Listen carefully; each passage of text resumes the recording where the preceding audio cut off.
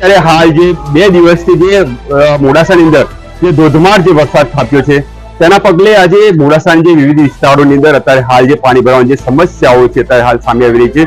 જે પ્રમાણે જોવા જઈએ તો મોડાસાના જે વિદ્યાર્થી સોસાયટી હોય या જે મોડાસાના જે દોરડા જે વિસ્તાર જે સોસાયટી છે તેમાં જે પાણી ભરાવાની જે સમસ્યાઓ જે સામે આવી છે। જોવા જઈએ તો જે વિદ્યાર્થી સોસાયટીમાં અત્યારે હાલ જે 200 થી 300 જે પરિવારના જે મકાનો હતા એ પાણીમાંથી ગરકાવ છે એટલે જ્યારે ભેરુંડાની જે 10 થી 15 સોસાયટીના જે 500 થી વધુ મકાનો અત્યારે હાલ જે પાણી જે ગરકાવ છે ત્યારે હાલ એ જોવાનું રહ્યું કે જે વરસાદે પાણીમાં જે મકાનો જે વરસાદી પાણી ઘૂસ્યા છે તેના કારણે જે અહીંના જે સ્થાનિક લોકો જે છે તેનો હાલાકીનો સામનો કર્યા છે। જે પ્રમાણે હું રસ્તોમાં જે આપણે બતાવવાની કોશિશ કરી કે જે પ્રમાણે આ જે ગરીબ નવાજ જે સોસાયટી છે ગરીબ નવાજ સોસાયટી અંદર અત્યારે હાલ જે ડિજિટલ સમાજે પાણી ભરાવાની જે સમસ્યા જે સામે આવી છે તેના કારણે જે લોકોને હાલાકીનો જે સામનો અહીંયા કરવો પડી રહ્યો છે। જે પ્રમાણે વાત કરવામાં આવે તો જે પ્રમાણે અહીંના સ્થાનિકો પણ આપણી સાથે અહીંયા ઉપસ્થિત છે અને પાણીના નિકાલ માટે યોગ્ય વ્યવસ્થા કરવા તેની માંગ કરે છે। ઘરની મકાનોની અંદર પાણી ઘૂસ્યા છે એ મકાનોની અંદર પાણી ઘૂસવાના કારણે લોકો હાલાકીનો જે સામનો જે કરી રહ્યા છે। લોકોના ઘરમાં પણ પાણી ભરાયા છે અને જે હું દ્રશ્યોની અંદર આપને બતાવવાની કોશિશ કરીશ કે જે પ્રમાણે જે ઘરોની અંદર પણ અત્યારે હાલ જે પાણી જે છે એ ડિજિટલ સમાજે પાણી જે ભરાવાની જે સમસ્યા છે અહીં સામે આવી છે જે પ્રમાણે લોકો હાલાકીનો જે સામનો જે કરી રહ્યા છે। નાના તાબેડિયા પણ અહીંયા નાના તાબેડિયા પણ અત્યારે હાલ જે અહીંયા મકાન અંદર પાણીની અંદર મોજ કરતા હોય તો પણ માની રહ્યા પણ એક સામે દુઃખદ ઘટના છે કે પાણીમાં જે વરસાદી પાણી ઘૂસે છે તે લોકોને અત્યારે હાલ જે તેમની જે દૈનિક ક્રિયાઓ છે દૈનિક પ્રક્રિયાથી દૂર રહીને પાણીના નિકાલ માટે જે વ્યવસ્થા કરવાની તે લોકો માંગી રહ્યા છે। અને ગરીબ નવાજ સોસાયટીની અંદર વાત કરવામાં આવે તો જે દરેક પાણીની અંદર જે પાણીનો ગરકાવ છે એના જે ઘર વખરીને પણ મોટું નુકસાન છે। મોટું નુકસાનના કારણે અત્યારે હાલ જે એમને માત્ર જે મુશ્કેલીઓનો સામનો કરવાનો આવ્યો છે। લોકોને એક આક્રોશ છે કે નગરપાલિકા દ્વારા કોઈ પણ પ્રકારની કામગીરી હાથ ધરવામાં ન આવતા તેમને માત્ર એમને મુશ્કેલીનો સામનો કરવાનો આવે છે એમને ભીતિ સર્જાઈ છે। અહીંયા જે ગરીબ નવાજ સોસાયટી અંદર અત્યારે હાલ જે આપણા સ્થાનિકો અહીંયા એકત્રિત થઈને માત્ર નગરપાલિકા સાથે મીઠ પાણીની બચાવ છે કે એમના માટે કોઈ આશા કિરણ ખોલે આશા માટે કિરણ ખોલીને પાણીના યોગ્ય નિકાલ માટે વ્યવસ્થા કરવામાં આવે। દસ્તવેજ પ્રમાણે બીજું એક મકાન બનાવવાની કોશિશ કરીશ। અહીંયા પણ કેર સમાજે પાણી ભરાયા છે અને ડિજિટલ સમાજે પાણી ભરાવાની સમસ્યાના કારણે કેવી સમસ્યા શું કહેશો? આજે ખાવા પીવાની દરેક પ્રકારની સમસ્યા ઉભી થઈ છે। હવે બહાર નીકળવી અહીંયા સુધી કે મારે જાજુ પાણી પેશાબ માટેની બહુ મુશ્કેલીઓ ઉભી થઈ રહી છે બરાબર। અને ગઈકાલથી લગભગ 24 કલાકથી આ પાણી એટલું ઉતર્યું નથી ઉપરથી વધ્યું છે ઉપરથી પાણી વધ્યું છે ગઈકાલ 24 કલાક નગરપાલિકા કોઈ મદદ તો આવી હતી હજી સુધી કોઈ અહીંયા આવ્યું નથી। આ બાજુ કોઈ જોવા બી નથી આવ્યું। નગરપાલિકાનું અત્યાર સુધી મને કોઈ દેખાયું નથી। એમ કહેવું છે જો જે તંત્ર દ્વારા કોઈ પણ પ્રકારની મદદ કરવામાં આવે તે લોકોની માંગ છે।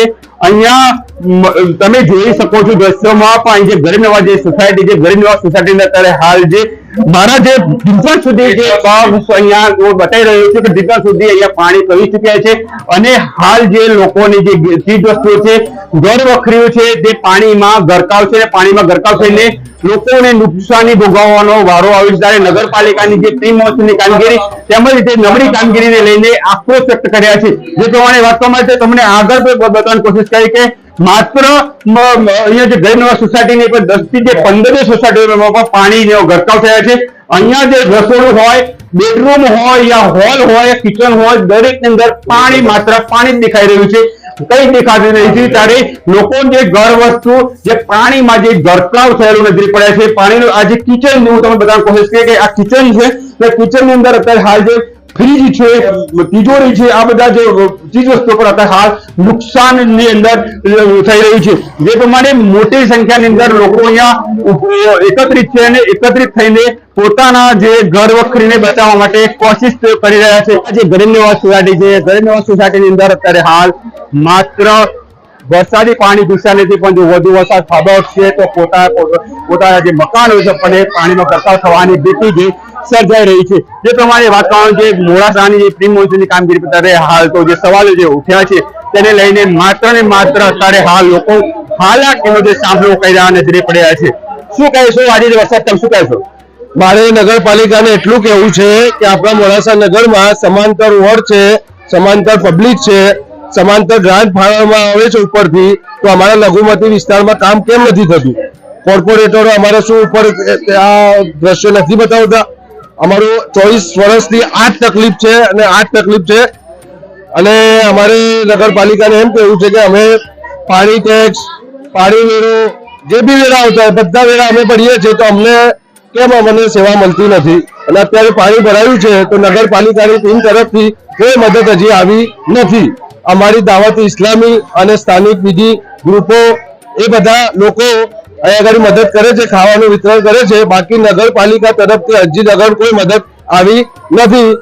અમારે એમ કહેવું છે કે વિસ્તારના લોકોને નગરપાલિકા પેલા કૃત્રિમ ટોયલેટ હોય છે એ મૂકે અને બીજી ઘણી બધી સેવાઓ છે જે નગરપાલિકા પૂરી કરી શકે છે. તો અહીંયા જે સ્થાનિકો દ્વારા એક આક્રોશ છે કે નગરપાલિકા દ્વારા કોઈ પણ પ્રકારની મદદ કરવામાં આવી, કોઈ પણ પ્રકારની સહાય કરવામાં નથી આવી, ત્યારે માત્ર એની જે સામાજિક સંસ્થાઓ આગળ આવીને તેમને મદદે પહોંચી છે અને મદદ કરીને તેમને જે રીતે વરસાદી પાણીમાં જે ફસાયા છે તેમને કાઢવાનો પ્રયત્ન કર્યા છે. આપણી સાથે એમને જોડાયા છે. કઈ રીતનો વરસાદ આવ્યો, કેટલી સોસાયટીને વરસાદ ગુજર્યો, શું કહેશો બાબતમાં? 2 દિવસથી સાહેબ સોસાયટીના માણસો બહુ જ તકલીફમાં છે.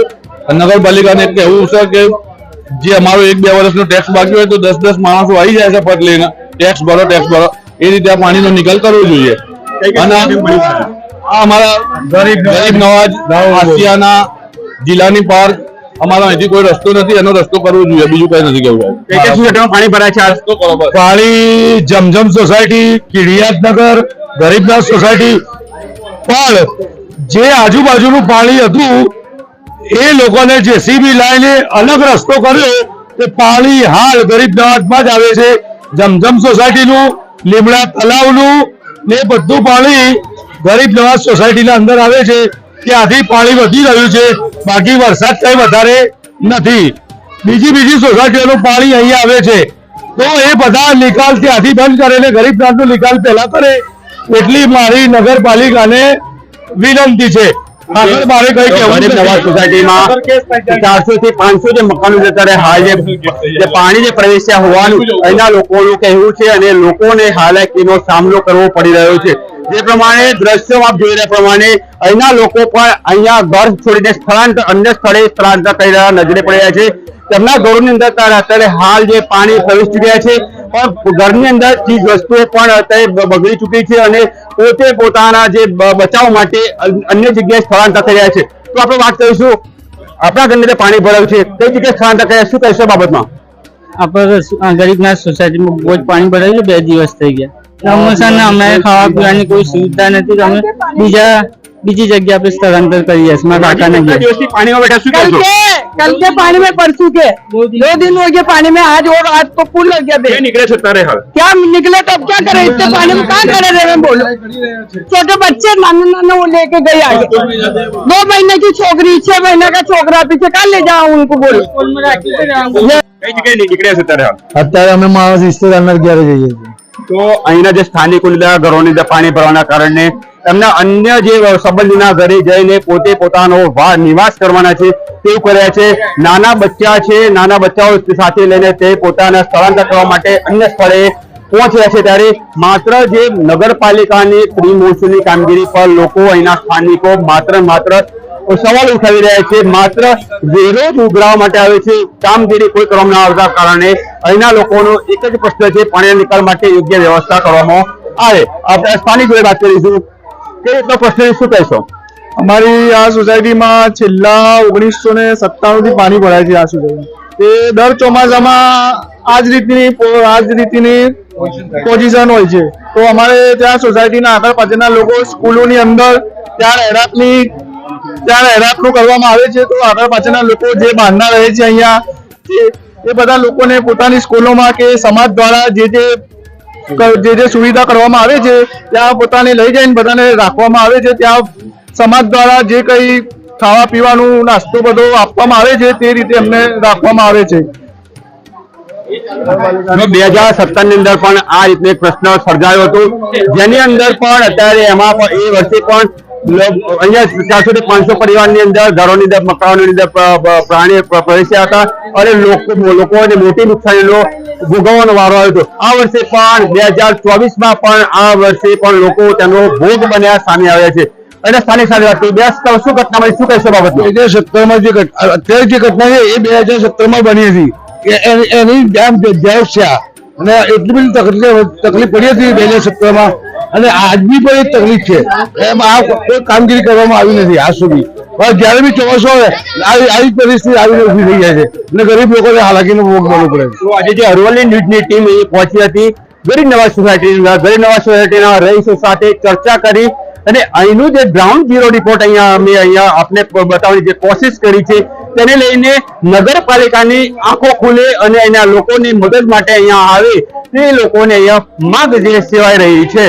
વૈભવ રાઠોડ, અરવલ્લી ન્યૂઝ, મોડાસા.